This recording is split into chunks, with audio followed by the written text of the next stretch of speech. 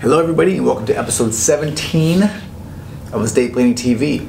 I am your host, Christopher Small, and this is the internet's most passionate show about estate planning.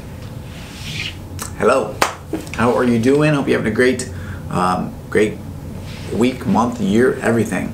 Hope everything is going great for you. Today, we're just going to dive right in. I wanted to kind of pull the curtain back a little bit and tell you about what my estate plan looks like.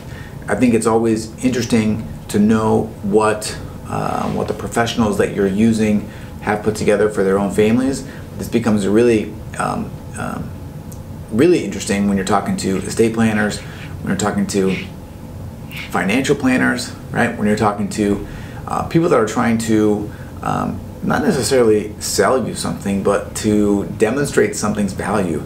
I think it's critically important that they drink their own Kool-Aid, that they're using the things that they are sort of talking about and saying are so important.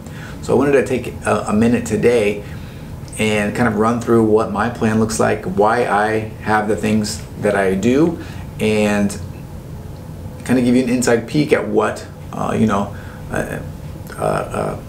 probably a typical estate planning looks like for a professional, right? And I'm 37, so I'll give you some background. I'm 37, I'm married, and by the way, I have kids. I have a 5-year-old, a 3-year-old, and a 1-year-old, Blakely, Jackson, and Dylan. And let me give a little side note here. If any of you are watching this right now, any of my kids in the future, just know this plan can be changed if you act up, right? So I just want to give a little disclaimer there to the kiddos so they don't think that they've just got a bunch of money coming their way. But I'm kidding. I love you. I love you kids. But anyway, so I'm 37, I'm married, I have 3 kids. I work, my wife works. I have a life insurance policy. My wife has a life insurance policy. I have a disability insurance policy. My wife has a disability insurance policy. Basically, we're trying to cover all the different scenarios, right? Injured and disabled, or dead, right? Those are sort of the 2 things that scenarios that estate planning covers. When you're alive, if you're disabled, or if you die, what happens? And so this is kind of our plan. It's relatively basic and straightforward because we're young, right? We have some assets, but we're not like crazy rich. And our number one goal is really to take care of our kids if something happens to us, both sort of emotionally and financially. And this means looking ahead and thinking about how we want them to be able to use the money that we would be giving them for limitless opportunity is the way that I like to describe it. You know, my goal is to make sure that money doesn't stand in their way if they ever want to pursue something, whether it be school, whether it be music, sports, business, any passion that they might have. I want to be able to allow them to explore that passion, to be able to run with it, and not to ever really have anybody say, we don't have enough money for you to explore this thing that you can be really good at. So, start at the beginning. I have the basics that everybody should have, right? Or we both do power of attorney, right? Covers us if all of our financial decisions, if we are injured and unable to make these decisions on our own. Medical power of attorney, kind of the same thing, but with medical decisions. Healthcare directive, this covers end-of-life decisions, right? Always use the car accident example. You're a vegetable, right? You're brain dead. You don't think you're coming back. This just tells everybody what you want to do. And then we also have a will. Will names long-term guardians. And for us, the will also pours over any assets that we don't have in our trust into our trust. And so that kind of lets the cat out of the bag. We also have a trust. The way that we have our trust set up right now is a credit shelter trust. Living in Washington State, you have a relatively low estate tax threshold. We own our home, and with the life insurance, we're there. Like we're in the estate tax bracket. I expect our net worth and our assets to grow over time and not decrease. So I just thought we'd be proactive. So what we have set up is a credit shelter trust. It essentially carves out some of those assets into a separate trust when the first of us dies. And to give you the sort of the short and sweet, it doubles our estate tax exemption. So it gives us twice as much before we have to start paying estate taxes. and something you have to do in Washington State.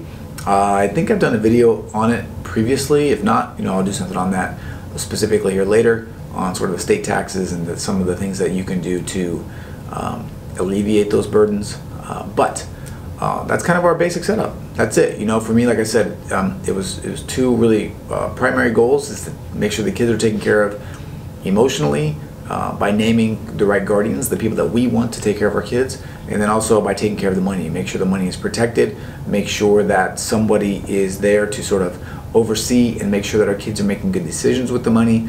Make sure that it's used for good and not for evil. That's what I say. And make sure that when they're going to college and they want to have a car, that they buy, you know, like maybe I don't know, what might they buy? Maybe like a Jeep instead of a Ferrari, right? That's what the trust can do.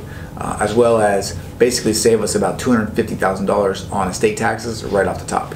So, so that's it. It's kind of a peek behind the curtain, a look at what my estate plan setup is. I know it will evolve over time as our assets grow and sort of as our needs grow. You know, as our kids, as they mature and as they grow and as things change, then our plan will change.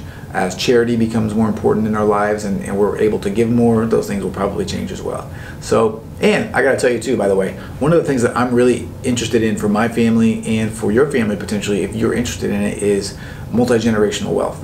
You know, to be able to provide these opportunities not just to my kids, but to my great-great-great-grandkids, and setting up a system and setting up a sort of a family framework that promotes success and promotes using money well and promotes education and promotes the things that are important to me and my family. So that's another thing that I will be working on with regard to my estate plan over time. And you know, if it's something that you're interested in and want to learn more about, I'd be happy to talk to you about. And if you're not, that's okay, right? Because we all have different families, we all have different goals and wants and dreams and needs, and we are each entitled to our own opinions. You know, the estate planning is a subjective experience, and everybody that comes into my office wants something different, and I like that. That's what makes it fun, and that's what makes it interesting, and that's what makes it fulfilling, because I know when people come in, I'm going to be able to give them what they want and know that they're making an informed decision when they do so.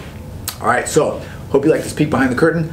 If you want to get in touch and talk more, you can email me, chris@cmslawfirm.com. You can also call me, 206-659-1512. Thank you for your time. See you next week.